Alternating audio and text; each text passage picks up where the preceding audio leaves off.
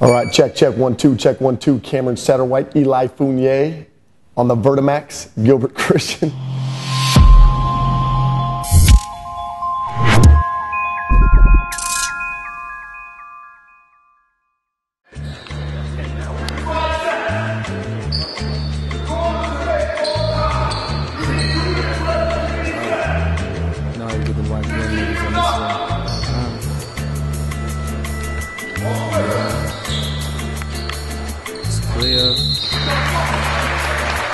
I think the mission of power basketball is not only just to train the complete player, but also train the complete person.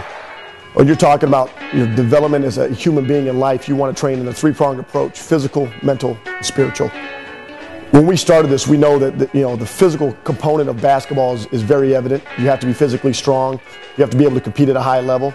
And yes, we want to train the physical component, but also once your physical body gets broken down and leaves you, you have to have also a level of mental toughness. And I think that's where the mental training comes into aspect of it.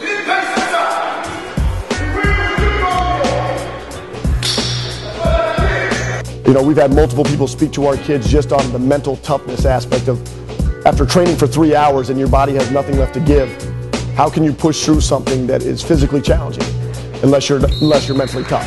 That's the way to do it. And people talk about mental toughness. They talk about working out in your mind, Jim, becoming stronger mentally, but that has to be trained. There has to be elements of where you allow players to fight through something together and not just always give them the answers, but one of our favorite phrases in power basketball is to figure it out. And we tell players, you got to figure it out.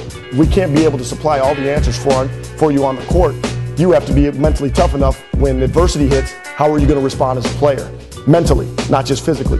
Because there's so many different challenges and tasks that happen in the game of basketball that aren't just physical. Understand, you have to trust your work. You have to trust your work. 2, you have to trust your God. And 3, you have to stay loyal to your journey. You trust your work, you trust your God, you stay loyal to your journey. No matter what anybody ever says about you, you believe in yourself, that's all that matters. You are the one that has to wake up and look yourself in the mirror every day. You got to believe that you put in the work that's required to be successful in life.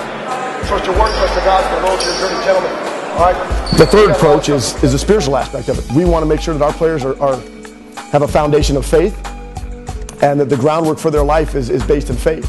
And we don't care who your God is, but as long as you believe in something greater than yourself, we believe that helps you become a complete person. Your physical body is going to leave you. You're going to get tired. You're going to get fatigued. Mentally, you're going to get drained. And if you don't have an element of faith to back that, and believing that there's a greater cause for you on this planet than just you being an individual, you're fighting for a higher power. That's going to push you through things in life that you can't predict, that you can't script. And it's not just turnovers in basketball. It's turnovers in life. Something tragic that could happen to you that you can't script.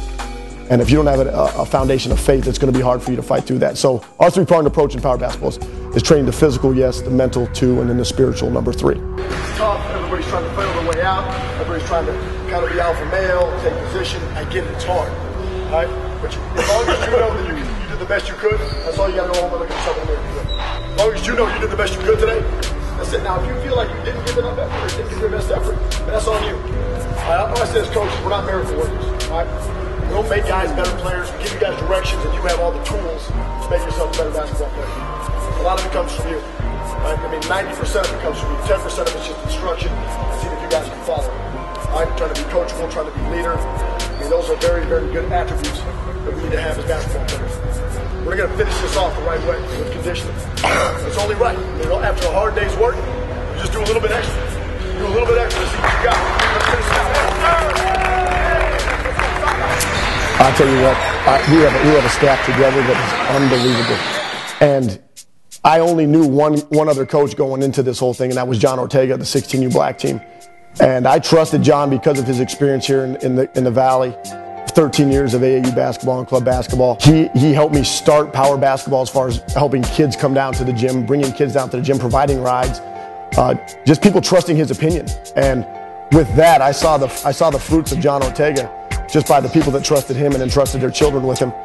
So John is our 16U Black coach, and he has put together a crop of young men from the #1 7th grader in the nation, Marvin Begley, to the top 25 kid in Marcus Howard, who's an 8th grader right now, to the top player in Arizona, Dane Kuiper, to a supporting cast of great players who are phenomenal human beings.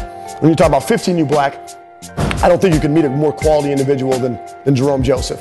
Jerome Joseph, we double J's as we call him. He is class act through and through. You never walk into a gym, or the Gilbert Christian gym for that matter, without seeing him dressed to the tens, always looking professional, and always treating everyone with the utmost respect to reflect your leadership. And his teams are very, very professional, very organized, and detailed to a T, which is awesome, because when young kids can get that type of leadership at a young age, that can carry on for levels to come.